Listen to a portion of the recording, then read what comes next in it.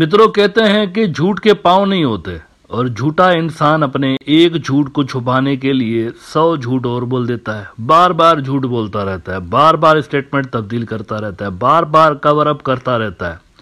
India के अंदर भी जो सरकार है उसके मुखिया को इंडिया का नंबर 1 झूठा उनके खुद के जो क्रिटिक्स हैं वो बोलते रहते हैं। यानी किसी बाहर के मुल्क ने या किसी बाहर की तंजीम ने उनके ऊपर ये नाम नहीं रखा, फेंकू नाम उनका, फेंकू नाम है उनका, निकनेम है फेंकू।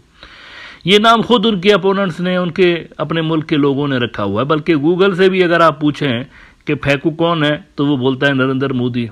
ये देखें इंडिया का अखबार क्या कह रहा है, india.com, who is called Feku, Google search answers Narendra Modi and explain why Indian PM is Feku. अच्छा, इनको फेंकू क्यों बोला जाता है? क्योंकि ये झूठ बहुत बोलते हैं। इनके क्रिटिक्स बोलते हैं ये झूठ बहुत बोलते हैं और कवर अप करते हुए भी फिर ये झूठ बोल रहे होते हैं। एक ऐसे ही अजीबोगरीब किस्म की वारदात इन्होंने रिसेंटली ये डाली। इनकी जो सरकार है उनकी जानिब से एक षड्यंत्र रचा गया, एक झूठी अफवाहें बांग्लादेश की मिलिट्री के खिलाफ रिसेंटली अपनी मीडिया के अंदर इन्होंने छपवाई। उसके अंदर इन्होंने कहा कि वकार जमा को रिमूव करके तो उनकी जगह पर कोई दूसरे लोग यहाँ पर आ रहे हैं, ओवरटेक करने आ रहे हैं, मिलिट्री के अंदर धड़े बने हुए हैं। अब इस हवाले से बात करते हुए मैंने कहा था कि पहली बात कि ऐसी कोई चीज़ है नहीं ग्राउंड पे, बांग्लादेश की मिलिट्री में इस तरह की कोई डिवीज़न नहीं है। दूसरी बात यह कि अगर किसी मुल्क की आर्मी में इस तरह की डिवीज़न हो जाती है ना तो सूडान वाला मामला हो जाता है, मिलिट्री आपस में लड़ने लग जाती है, फिर वो सिविल वॉर क्रिएट हो जाती है। यहाँ पर ऐसा कोई वाकया नज़र नहीं आ रहा। और उसके बाद बांग्लादेश की मिलिट्री ने उसी दिन जब ये रिपोर्ट्स छपी हैं फौरी तौर पर उन्होंने रिएक्ट किया है। फौरी तौर पर कोई कंफ्यूजन नहीं, कुछ भी नहीं, इमीडिएटली रिएक्ट करते हुए उन्होंने कहा कि ऐसी कोई बात नहीं है, झूठ बोल रहे हैं सारे, हमारी फौज यूनाइटेड है, प्रोफेशनल फौज है और इसमें इस तरह की कोई चीज़ है नहीं। ना इस एक झूठ को कवर करने के लिए एक और झूठ बोला गया है नरेंद्र मोदी की सरकार की जानिब से और अपने जो पैरट्स हैं, पैरट्स उनके मीडिया के अंदर, उन तोतों के जरिए एक और झूठी रिपोर्ट छपवा दी गई है कि नहीं ऐसा था बिल्कुल और हमने हेल्प किया है, वकारो जमा को हमने बचाया है, उसकी तो सीट जा रही थी, कुर्सी जा रही थी, उसको गिरफ्तार करके ले जा रहे थे। ये इतना बड़ा उन्होंने भंड मारा है कि गिरफ्तार करके उसको ले जा रहे थे और उसकी जगह पर दूसरे आने वाले थे। हमने बीच में पड़कर सनी देओल की तरह सुपर हीरो बन के उनको बचाया, जैसे बॉलीवुड की फिल्मों में हम करते रहते हैं। हम वहां पर आए और वकारो जमा को हमने उनकी पोस्ट पे बचाया। अब इससे 2-3 तासर उन्होंने देने की कोशिश की है। पहला ये कि वकार हमारा बंदा है और दूसरा वकार को तंग कर रहे हैं कि देखो जो हम बोल रहे हैं वैसा करो, नहीं तो फिर तुम्हारे लिए हम जो है इस तरह की चीज़ें छापते रहेंगे और तुम्हारे खिलाफ डिस्ट्रस्ट क्रिएट करते रहेंगे। ये वकार को मैसेज दिया है उन्होंने असल में। देखिए फैजुर रहमान और दीगर जो जनरल्स हैं उनके खिलाफ तो बग झिक 3-4 महीनों से जारी है ना इंडिया के अंदर, अपने मीडिया के जरिए उनको प्रेशराइज करते रहे, लेकिन अब वकार को प्रेशराइज कर रहे हैं। हमारी बात मान लो। कौन सी बात? शेख हसीना के लिए कुछ रास्ता निकालो। कल के एपिसोड में आपको बताया था अवामी लीग के कुछ लौंडे लपाड़े जो हैं वो बैठे वहां पर लंबी लंबी छोड़ रहे हैं, हम तो आ रहे हैं, दोबारा से हमारी प्रधानमंत्री बनेगी शेख हसीना, हम तो आ रहे हैं। नया शोशा छोड़ा है उन्होंने।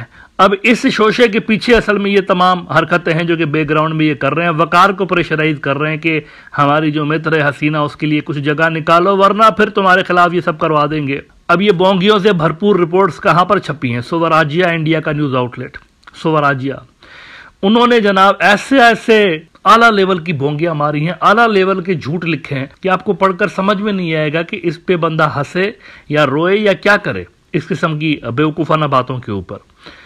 कहते हैं इंडिया हेल्प्ड थॉट a coup against Bangladesh army chief by pro Pakistan Islamist generals.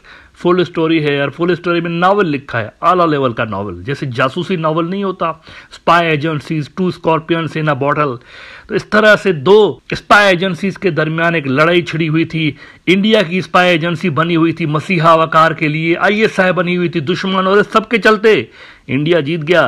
वकार को उन्होंने समहाउ उन्होंने अपनी कुर्सी पे बिठाए रखा, इसीलिए वकार को इंडिया का थैंकफुल होना चाहिए। कहानी क्या है, क्या लिखा है नीचे इन्होंने? कहानी ये लिखी है कि भाई ये ISI का जो डेलीगेशन था ये जब आया यहाँ पर बांग्लादेश के अंदर तो वहां पर इनकी मुलाकातें हुई हैं कुछ जनरल्स के साथ, और उसमें उन्होंने यार मजा नहीं आ रहा यार, वकार तो थोड़ा सा प्रो इंडिया है ना, छोड़ो ना इसको यार, अब इसको जरा हटा के दूसरे को। फिर ये आईएसआई वाले वापस गए, वहां ये जनरल आसिम मुनीर से मिले, पाकिस्तानी आर्मी चीफ से। जनरल आसिम मुनीर ने कहा यार वकार मुझे पसंद नहीं, इसको रिमूव करते हैं। उन्होंने कहा ओके ठीक है जी, चलिए जी टास्क दे दिया इधर फैजुर रहमान को। फैजुर रहमान साहब ने बोला अच्छा मैं रिमूव करता हूं इसको। अब यहां पे इंडिया को भनक पड़ गई। ये सारी कहानी लिखी है, सारी कहानी, ये मैं आपको कॉमेडी मूवी का किस्सा नहीं सुना रहा हूं, ये लिखा है बाकायदा इन्होंने, ये पूरा नॉवेल लिखा है झूठ पे मबनी। कहते फिर हमें भनक पड़ गई इंडिया को। हमने कहा वकार ये होने जा रहा है, बी प्रिपेयर्ड, इसको रोको। तो वकार ने कहा मैं कैसे रोकूं, मैं कैसे रोकूं, मुझे तो पता नहीं क्या करना है, मैं तो छोटा बच्चा हूं। फिर हमने कहा अच्छा रुको, हम ना अमेरिका के पास जाते हैं, अमेरिका को बोलते हैं माई बाप हमारा बंदा जा रहा है, इसको जरा प्लीज शट अप कॉल दीजिए पाकिस्तानियों को, बांग्लादेशियों को। उनको बोली नहीं इसको रखो इधर, ये अच्छा है, हमें पसंद है। तो उसके बाद अमेरिका ने कहा यूनिस हमें वकार पसंद है, इसको होना चाहिए कुर्सी पे, इसको मत हटाओ। उसके बाद पाकिस्तानी और जो उनके फैसिलिटेटर हैं बांग्लादेश आर्मी, वो डर गए, हो अमेरिका आ गया, छोड़ो अभी जी, प्लान को कैंसिल करते हैं, अमेरिका आ गया बीच में। तो उसके बाद उन्होंने कहा कि हमने फिर भी इंश्योर करने के लिए कहा कि एक काम करते हैं, वकार की मीटिंग करवाते हैं, टॉप की जो इंटेलिजेंस एजेंसियां हैं अमेरिका की, उनके साथ वकार की मीटिंग करवाते हैं ताकि उनका कुछ असर पड़े पाकिस्तानियों के ऊपर।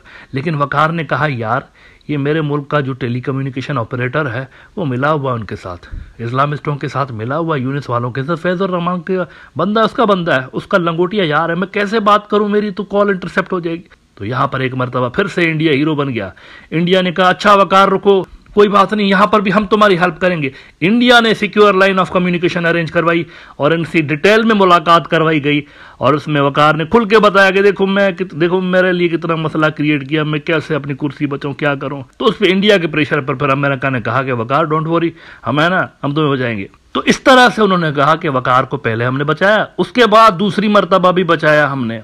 दूसरी मरतबा यूं बचाया, ये सारी जगह प्लीज पढ़िएगा, ये जो भी बोंगी है, मैं कसम से मेरा दिल नहीं कर रहा इसको शेयर करने का। यहाँ पर ऐसी स्टोरी लगाई हुई है, मतलब कॉमेडी मूवी है, बॉलीवुड की कॉमेडी मूवी लिटरली। अच्छा सिर्फ ये एक मरतबा नहीं, वो कह रहे दूसरी मरतबा भी बचाया। हम दूसरी मरतबा कैसे बचाया, कहते हैं पिछले दिनों वकार साहब गए अफ्रीका, सेंट्रल अफ्रीकन रिपब्लिक वो गए, उधर भी इनकी मुलाकातें अमेरिका के टॉप के ऑफिशियल्स के साथ हुई, ब्ला ब्ला ब्ला।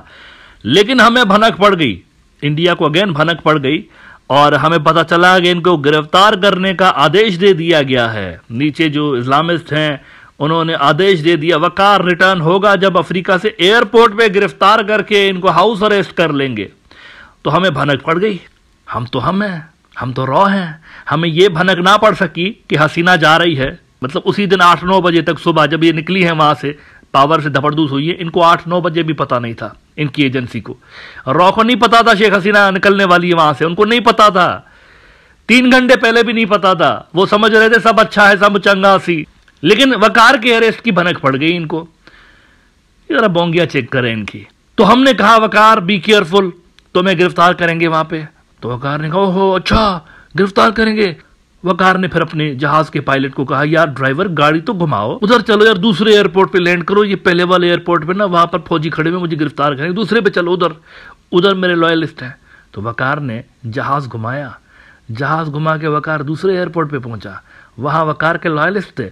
वकार सीधा गया ऑफिस, और ऑफिस पहुंच के वकार ने फोन किया सबको, इधर आओ सारे, जो मेरे अपोनेंट्स हैं इधर आओ, ये क्या कर रहे हो तुम लोग, मुझे गिरफ्तार कर रहे थे, एयरपोर्ट पे गिरफ्तार कर रहे थे, ये क्या है, मैं वार्निंग दे रहा हूं आपको। ये उन्होंने लिखा है बाकायदा, वार्निंग दे रहा हूं, ये जरा देखिए, एक रेफरेंस तो शेयर करना बनता है, पूरी स्टोरी यही लिखी हुई है, जाकर पढ़िएगा। मैं एज आई सेड इतनी भौंडी स्टोरी है, बेवकूफाना स्टोरी है, शेयर करने को दिल ही नहीं करता। लेकिन ये जरा देखिए वार्निंग वाला जो सीन इन्होंने लिखा हुआ है। The army chief warned lieutenant general Hasan that he would be subjected to disciplinary action if he did not follow in line. सीधे हो जाओ, लाइन में आ जाओ, वरना मैं डिसिप्लिनरी एक्शन लूंगा। He was told that his patrons in Islamabad would not be able to save him. Islamabad में जो तुम्हारे पीछे खड़े हुए हैं ना, सनी देओल की बॉलीवुड की धमकियां, जैसे डायलॉग नहीं होते बॉलीवुड में, तुम्हारे जो हैंडलर्स हैं ना इस्लामाबाद में, वो तुम्हें नहीं बचा पाएंगे, तुम मेरी बात सुनो। ये कौन राइटर है, ये मजमूदार क्या लिखता रहता है यार। मतलब ये स्टोरी मैं आपको सही बता रहा हूँ, ये बॉलीवुड को दे देना चाहिए, वहां पर बड़ी अच्छी मूवी बन सकती है, 200-400 करोड़ कमा लेगी, अच्छी मूवी बन सकती है। लेकिन हीरो होना चाहिए सनी देओल इसमें या विकी कुशाल, ये दोनों होने चाहिए, ये दोनों अच्छा रोल प्ले करेंगे इसमें। अब मुझे समझ में नहीं आ रहा कि ये जो उन्होंने अमेरिका को इसमें घसीटने की कोशिश की है, ये ज़रा छापें दूसरे भी इंडियन न्यूज़ आउटलेट्स, पहले कहानी उसके बाद ये क्या चाहते हैं कि स्टेट डिपार्टमेंट के बंदे से वो जो व्हाइट हाउस की ब्रीफिंग होती है उसमें ये सवाल पूछा जाए कि क्या आपने कोई रोल प्ले किया, उधर से फिर इनको लानत पड़े। ये चाहते हैं ये कि वहाँ से वो बोलें नहीं हमें तो कुछ नहीं पता, तो क्या रह जाएगा आपके मुंह में। वहाँ से अगर वो शटअप कॉल आ गई, जैसे ट्रंप के साथ मुलाकात में आई थी ना, लानत भेज दी उसने कि भाई तुम जानो बांग्लादेश जाने, मेरा क्या जाता है, ये तुम्हारा और उसका मैटर, यही कहा ना ट्रंप ने, तुम्हारा और उसका मैटर है, मैं आप पे छोड़, तो मुझे नहीं पता है इसका कुछ भी।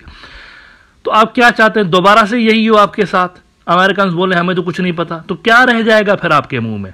ये इंटेलिजेंस सोर्सेज लिखे हैं सारे के सारे उसने, मजमूदार ने अपनी रिपोर्ट के अंदर, मुझे इंटेलिजेंस सोर्सेज ने बताया, मुझे तो बांग्लादेश की इंटेलिजेंस सोर्सेज ने बताया ये सब कुछ हुआ है, तो पूछे वहां से जाकर, देखें क्या रिस्पॉन्स आता है। अच्छा, वहां से पूछने की भी वैसे बाय द वे वहां पर पूछने की क्या जरूरत है, अभी 2 रोज भी नहीं हुए, 48 घंटे नहीं हुए, वकार ने खुद क्लेरिफिकेशन जारी करवाई है अपने ISPR से, जिसके खिलाफ ये इतने बड़े बड़े लंबे चौड़े आर्टिकल्स लिख रहे हैं, वो ISPR कह रहे हैं झूठ बोल रहे हैं सारे के सारे। क्या बात कर रहे हैं, हमारे अंदर तो कोई डिवीजन ही नहीं है इस तरह की। 48 घंटे नहीं हुए फिर दोबारा से दूसरा झूठ, झूठ पे झूठ। देखते हैं कि इस झूठ पे ISPR वाले कोई क्लेरिफिकेशन देना मुनासिब समझते हैं बांग्लादेश के, या इसको इग्नोर करते हैं, क्योंकि वो कितनी दे, ये भी तो क्वेश्चन है ना, कितनी क्लेरिफिकेशन दे। रोज अगर झूठ छापा जाए तो क्या वो रोज यही कहते रहेंगे नहीं ये झूठ है, उनको दूसरे भी काम होते हैं, सिर्फ ये काम नहीं होते इंडियन मीडिया पढ़ के तो उस पर क्लेरिफिकेशन जारी कर दी या उसको रिजेक्ट करते हुए। दूसरे भी ISPR बड़ा डिपार्टमेंट होता है, इसके बहुत सारे काम होते हैं। अब देखते हैं कि वहां से क्या शटअप कॉल आती है इंडिया के लिए, लेकिन बड़ी मायूसी हुई है सब कुछ पढ़ के। इन तमाम चीज़ों का हकीकतों से कोई ताल्लुक नहीं है, रियलिटी से कोई ताल्लुक नहीं, इमेजिनरी फिल्मी कहानी लिखी गई है सिर्फ, जिसका वही मकसद है डिवीजन क्रिएट की जाए फौज के अंदर और अपनी पपेट को रिलेवेंट रखने की कोशिश की जाए शेख हसीना को।